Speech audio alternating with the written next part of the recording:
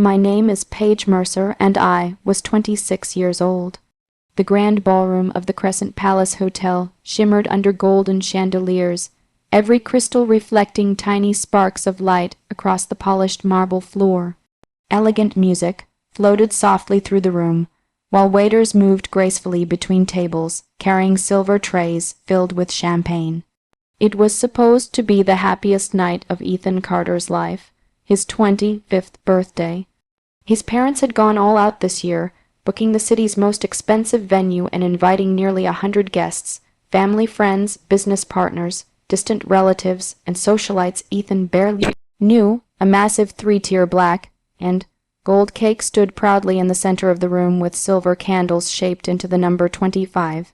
Everything looked perfect, but Ethan felt uneasy. Standing near the cake in his tailored navy blue suit, he scanned the room nervously. Something was off. His mother, Victoria Carter, hadn't smiled at him once all evening. His father, Richard Carter, had spent most of the night whispering to event staff while avoiding eye contact. Even his younger sister, Madison, usually full of sarcastic jokes and playful teasing, sat unusually silent at her table. Still, Ethan forced himself to smile. Maybe they were planning a surprise. At exactly 8 o'clock, Richard stepped toward the microphone placed on the small stage. The soft chatter faded instantly. He tapped the microphone once, his face unreadable. "Ladies and gentlemen," he began, his voice calm and sharp, "thank you all for joining us tonight to celebrate Ethan's 25th birthday." Polite applause filled the room. Ethan smiled weakly and gave a small wave. Then Richard's expression hardened. There comes a moment in every family when the truth can no longer remain hidden. The smile froze on Ethan's face. A strange chill crept down his spine. Victoria slowly joined her husband on stage, her diamond necklace glittering like shards of ice. She folded her hands and looked directly at Ethan. "For 25 years," she said coldly, "we carried a burden we should never have accepted." The room fell silent. Ethan frowned. "Mom," her eyes showed no warmth, "you are not our biological son." The words struck him like thunder. The room exploded into whispers. Ethan laughed nervously, waiting for someone to reveal it was a cruel joke. No one did. Richard's jaw tightened. "You were adopted at the age of 2. Ethan's heart pounded violently. "No, that's not true." Victoria's voice cut through the air like a blade. "We took you in because we pitied you. But from the moment you entered this family, our lives began falling apart." The room gasped. Ethan felt his knees weaken. "What are you saying?" Richard reached into his jacket and pulled out a thick folder. Inside were legal papers. He dropped them onto the gift table. "Adoption records," he said, "and disownment papers." Ethan stared blankly. His entire body felt numb. Every childhood memory flashed before him: birthday parties, family vacations, bedtime stories. Had it all been fake? Richard pointed toward the ballroom entrance. "As of tonight, you are no longer part of this family." Victoria's voice was colder than winter. "You are no longer Ethan Carter." The humiliation crushed him. His chest tightened painfully as dozens of eyes locked onto him. Some guests looked shocked, others looked uncomfortable, a few whispered openly. Ethan's hands trembled. "This can't be happening," he whispered. Then movement at the far side of the ballroom caught his attention. 3 tables away sat a family he didn't recognize. A silver-haired man stared at him in disbelief. Beside him, a graceful middle-aged woman had tears streaming down her face. A younger man and woman sat frozen beside them. The crying woman suddenly stood so abruptly, her chair scraped loudly against the marble floor. Her trembling lips parted. "Daniel," the single word echoed through the ballroom. Ethan turned toward her. "What?" She stepped closer, tears falling freely. "That's your real name." The room froze. Victoria's face turned ghostly white. Richard stumbled backward. The silver-haired man rose slowly, his piercing blue eyes fixed on Ethan, eyes identical to Ethan's own.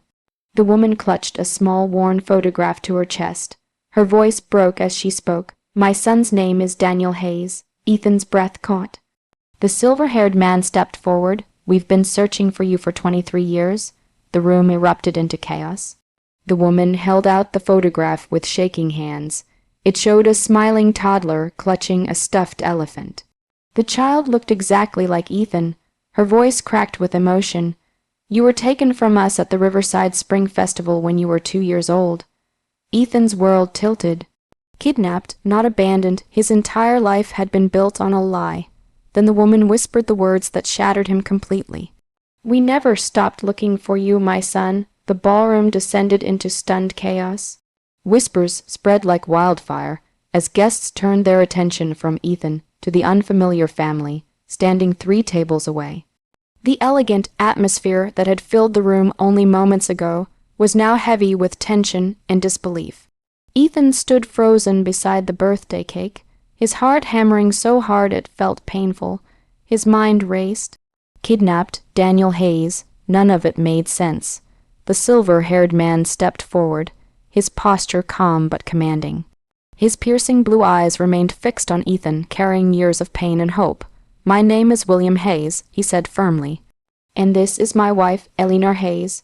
The woman beside him wiped tears from her face, though her trembling hands betrayed her emotion.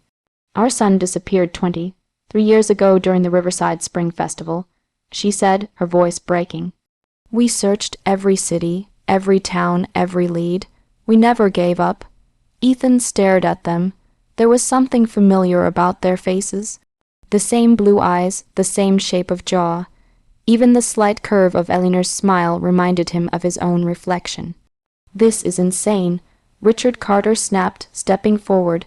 You can't just storm into a private event and make outrageous accusations. William turned sharply toward him. Outrageous, his voice thundered across the room. We filed missing child reports with every authority in the country. We hired private investigators. We spent 2 decades searching for our son. He reached into his jacket and pulled out a thick file. These are police records, DNA requests, age, progressed sketches, and reports from the investigation. He handed them to the nearest guest, who quickly flipped through the pages with wide eyes. Richard's face paled. Victoria gripped the edge of the stage for support. Ethan noticed the fear spreading across their faces. Real fear. Eleanor slowly approached Ethan. Her hands trembled as she held out the worn photograph. Look closely, she whispered. Ethan took it carefully. The picture showed a little boy no older than 2, sitting on a picnic blanket, clutching a faded blue stuffed elephant. His bright blue eyes sparkled with joy. The resemblance was undeniable. Ethan's throat tightened. He remembered something. A faint memory buried deep inside him. A blue stuffed elephant, a carousel spinning, a woman's warm laughter. He staggered backward. No, tears filled Eleanor's eyes, you remember. Richard suddenly stepped forward. This is absurd, he barked. Anyone could fabricate old photographs. William's expression darkened. Then perhaps this will help. He nodded toward a sharply dressed man seated at their table. The man stood and walked forward, carrying a sealed envelope. This contains DNA test authorization, William said. I arranged for an independent lab to process samples tonight. Gasps rippled through the room. Ethan looked between both families, his chest tightening. Why now? He asked, his voice trembling. Eleanor swallowed hard. Because we recognized you. She pointed toward a large portrait displayed near the ballroom entrance, a birthday photograph of Ethan printed on a decorative banner. We were attending a charity gala in the adjoining hall when we saw your face on the display outside this ballroom. Her voice cracked. We knew. Victoria suddenly snapped. This is a lie. All eyes turned to her. Her breathing became uneven. Richard grabbed her arm, but it was too late. The panic on her face spoke louder than words. William's voice became ice-cold. You found him, didn't you? Silence. Victoria looked away. Richard clenched his fists. William stepped closer. You found a lost child and kept him. The room held its breath. Ethan's entire body shook. Tell me the truth, he demanded, staring at the people he had called Mom and Dad for 25 years. Victoria's composure shattered. We didn't kidnap you, she cried. The room erupted. Richard closed his eyes as if defeated. Victoria's voice cracked as tears spilled down her cheeks. We found you alone near the festival parking lot. You were crying. There was so much chaos, police sirens everywhere. Eleanor gasped. Victoria continued shakily. We wanted a son. We thought maybe fate had given us one. Ethan stared at her in horror. You stole me. We raised you. Richard shouted. William stepped protectively beside Ethan. You stole 23 years from us. The truth hit Ethan like a tidal wave. Every birthday, every family dinner, every memory, built on theft. Then Eleanor reached out slowly and touched Ethan's hand. Her fingers trembled. We never stopped loving you, she whispered. For the first time in his life, Ethan felt something unfamiliar rise inside him. Not confusion, not fear, but belonging. And as he looked into the tear-filled eyes of the woman who had searched for him for 23 years, he realized his life was about to change forever. The DNA results arrived 48 hours later. Ethan sat in the private conference room of the Hayes estate, his hands clenched tightly in his lap as the independent lab technician placed the sealed report on the polished oak table. The room was silent. Across from him sat William and Eleanor Hayes, their faces tense with hope and fear. Beside them were Ethan's biological siblings, Olivia and Nathan, both watching him with quiet support. For 2 days, Ethan had barely slept. The truth from his birthday party had shattered everything he thought he knew. He had spent those hours replaying every memory of the Carter household, searching for clues he had somehow missed. The emotional distance, the coldness, the constant criticism, it all made sense now. The technician cleared his throat and opened the envelope. The DNA analysis confirms with 99% certainty that Ethan Carter is biologically Daniel Hayes, the son of William and Eleanor Hayes. Eleanor broke into sobs. William closed his eyes and exhaled sharply, years of pain releasing in one breath. Olivia covered her mouth, tears streaming down her face. Nathan grinned through his own tears. Ethan sat frozen. It was real. He wasn't abandoned. He had been stolen. Eleanor rushed to him first, wrapping her arms around him as if afraid he might disappear again. "My son," she whispered through tears. For a moment, Ethan hesitated. Then he hugged her back, and something inside him finally broke free. The ache of 25 years, the loneliness he had never fully understood, the emptiness he had always carried. It cracked open beneath the warmth of his real mother's embrace. For the first time in his life, he felt wanted. Over the following weeks, Ethan moved into the Hayes family estate. At first, it felt surreal. The sprawling mansion wasn't what moved him, it was the people inside it. Eleanor left handwritten notes outside his room each morning, wishing him a good day. William asked him to join him for breakfast and genuinely listened when Ethan spoke. Olivia eagerly showed him old family photo albums. Nathan insisted on teaching him how to play billiards in the game room. Every moment felt foreign and healing. But while Ethan was learning what real family felt like, the Carters were watching their world collapse. News of the birthday scandal spread quickly through social circles and media outlets. The revelation that Richard and Victoria Carter had concealed the identity of a missing child for over 2 decades sparked public outrage. Richard was forced to resign from his position as CEO of Carter Financial Group. Victoria's charity board membership was revoked. Former friends cut ties overnight. Investigators reopened old records surrounding Ethan's disappearance. The empire they had spent decades building began crumbling. One rainy afternoon, nearly 2 months after Ethan's return to the Hayes family, the mansion's security gates buzzed unexpectedly. The butler entered Ethan's study with a grim expression. "Mr. Carter and Mrs. Carter are here to see you." Ethan's stomach tightened. He stepped into the grand foyer to find Richard and Victoria standing there. They looked different. Older, smaller, the confidence they once carried was gone. Victoria's eyes were red from crying. Richard's shoulders sagged. "Ethan," Victoria whispered. He said nothing. Richard cleared his throat. "We made mistakes." "Mistakes?" Ethan's voice was calm but sharp. Victoria's tears spilled over. "We raised you. We gave you everything." Ethan stared at her. "No, you gave me a stolen life." The words struck like a slap. Richard's face darkened with shame. "Our accounts are frozen." He admitted quietly. "Our legal fees are overwhelming. We need help." The audacity nearly made Ethan laugh. The same people who had publicly disowned him now stood begging. Ethan looked at them calmly. For years, he had imagined revenge as anger, as shouting, as making them hurt the way they had hurt him. But standing there, he realized he no longer needed any of that. He had already won. He had the truth. He had his real family. He had a future they could never take from him. He met Richard's eyes. "Do you remember what you said to me on my birthday?" Richard lowered his gaze. "You told me to leave because I was no longer part of your family." Ethan stepped closer. "You were right." He turned toward the door. "And now I'm asking you to do the same." The butler opened the entrance. Victoria sobbed openly as Richard guided her outside. The heavy doors closed behind them. Ethan stood still for a long moment.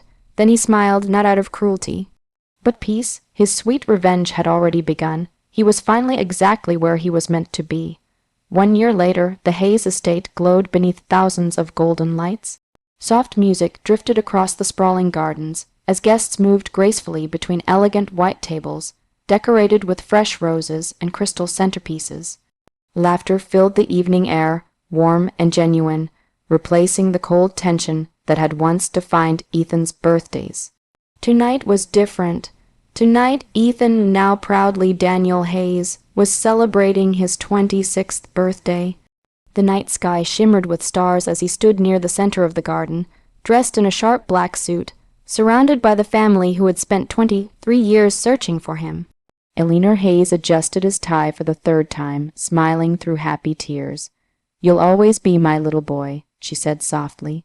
Daniel laughed. "I'm 26, Mom, and still my little boy." Nearby, William Hayes stood speaking with business leaders and close friends, but his eyes kept drifting back to his son with quiet pride. Olivia and Nathan were arguing playfully over who had picked the better birthday gift. Everything felt real. Natural, like this was where Daniel had always belonged. A year earlier, he had walked into his 25th birthday, believing he was celebrating with the people who loved him. Instead, he had been publicly humiliated and disowned. That betrayal had broken him, but it had also led him to the truth. And tonight, that truth stood all around him. At precisely 8 o'clock, William stepped onto the small stage built in the center of the garden and tapped his glass. The crowd quieted. He smiled warmly. "1 year ago, our family received the greatest miracle imaginable. We found our son." Applause filled the night. William looked toward Daniel. "For 23 years we prayed for this moment. And tonight we celebrate not just his birthday, but the life he reclaimed." Daniel felt emotion tighten his throat. He stepped onto the stage as guests applauded. Taking the microphone, he looked across the sea of smiling faces. Then his eyes shifted toward the back of the garden. 2 unexpected figures stood near the entrance. Richard and Victoria Carter. A murmur rippled through the crowd. They looked nothing like the polished socialites they once were. Richard's expensive confidence was gone, replaced by exhaustion. Victoria's once perfect posture had collapsed under regret.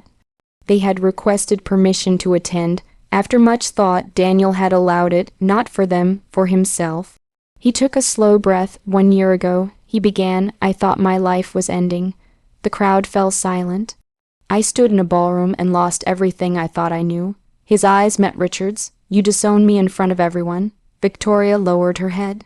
Daniel continued, "But that night, I found something greater than what I lost." He turned toward William and Eleanor. "My real family." The crowd erupted into applause. Daniel smiled. "For a long time, I thought revenge meant making the people who hurt me suffer." He paused. "But I've learned real revenge is something far more powerful." He nodded toward a large covered display beside the stage.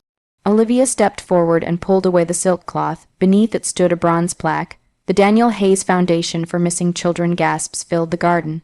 Daniel's voice grew stronger. "Tonight, in honor of every family torn apart by loss, we are launching a foundation dedicated to helping reunite missing children with their loved ones." Thunderous applause followed. Eleanor wept openly. William's eyes shone with pride. Daniel looked once more toward Richard and Victoria. "This is my final birthday wish." He spoke calmly, without anger. "Thank you." They looked stunned. "Not for your love," he continued, "because that was never real." His voice remained steady, "but for teaching me resilience, for forcing me to survive long enough to find where I truly belong." Victoria began to cry. Richard's face crumpled with shame. Daniel offered a small, peaceful smile. "I forgive you." The words carried through the garden like a final release. not because they deserved forgiveness, but because he deserved freedom. He had no more bitterness left to carry. The orchestra began to play as fireworks suddenly exploded overhead, painting the night sky in brilliant gold and silver. Daniel looked up, smiling. A year ago his world had shattered beneath glittering chandeliers. Tonight, beneath a sky full of light, he stood whole again. Surrounded by truth, surrounded by love, and as his real family gathered around him beneath the falling sparks, Daniel realized this was the sweetest revenge of all. He had not destroyed the people who betrayed him. He had simply built a life so beautiful that their betrayal no longer mattered.